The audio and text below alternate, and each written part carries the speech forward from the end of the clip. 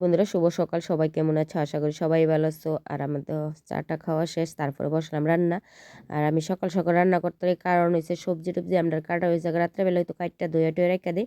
তো সকালে ওইটা চাটা খায় তারপরে প্রত্যেকদিন ওই সকালে রান্নাটা করালে তারপরে এদিকে দেখো ডিমটা সিদ্ধ করলাম সকালবেলা। আর সবজি কিন্তু আমার রাত্রি কাটা ধোয়া হয়ে গেছিলো। আর এদিকে দেখো ভাজাটা বসালাম, হচ্ছে ফুলকপি আলু গাজর দিয়ে ভাজি। আর এখানে করলাম একটা চচ্চড়ি। শীতের দিনে সব চচ্চড়িটা কিন্তু খেতে কিন্তু ভালোই লাগে। তোমরা কে কে খাও অবশ্যই কিন্তু কমেন্টে জানাও। আর বসাইলাম এবারে ডালটা।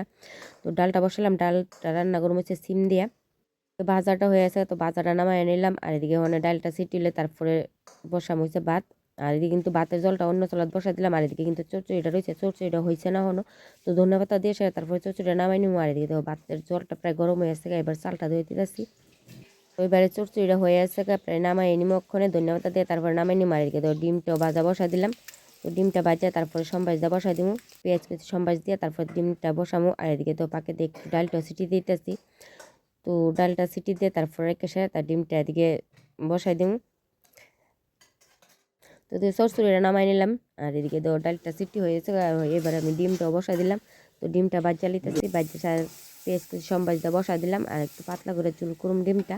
আর এদিকে ভাতের জল গরম হয়ে গেছিলো, তো চালটা ধুইয়ে দিয়ে দিলাম। আর এদিকে তো ডিমের জলের কালারটা কিন্তু খুবই সুন্দর হয়েছে। আর এদিকে তরকারিটা নামায় নিলাম গরম মশলা দিয়ে সেরা। আর চচ্চড়ি তোমরা শীতের মধ্যে কে কে খাও অবশ্যই কিন্তু কমেন্টে জানি। আর ধনিয়া পাতা দিয়ে চচ্চড়িটা খেতে কিন্তু ভালোই লাগে। আর এদিকে তো ডালটা কিন্তু হয়ে গেছে এবার গুটে সেরে তারপরে হলুদ দিয়ে দিব, দিয়ে তারপরে সিমটিও দিয়ে দিব, কাঁচা লঙ্কা দিয়ে দিব। তো ধনিয়া পাতা আর সিম দেওয়া ডাল তোমরা কে কে পছন্দ করো অবশ্যই কিন্তু কমেন্টে জানাও। এবারে সিমটিও দিয়ে দিলাম। আর এবারে দিয়ে দেবো কাঁচা লঙ্কাটা। তো ভাতও আমার প্রায় হয়ে গেছে, তো ভাতটাও এবারে নামায় নিবো। কিন্তু ভাতটা কিন্তু হয়ে আছে, তো এবারে নামায় নিব।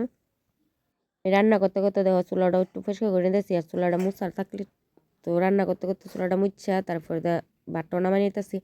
তো ভাতটাও নামাই নিলাম। আর এই হচ্ছে আমাদের আজকে রান্না। আর তোমরা কে কী রান্না করবে অবশ্যই কিন্তু কমেন্টে জানাই। আর আমি বেশিরভাগ কিন্তু ভাতের মাঠটা হেনেই জড়াই, তারপরে অন্যখানে রাখি।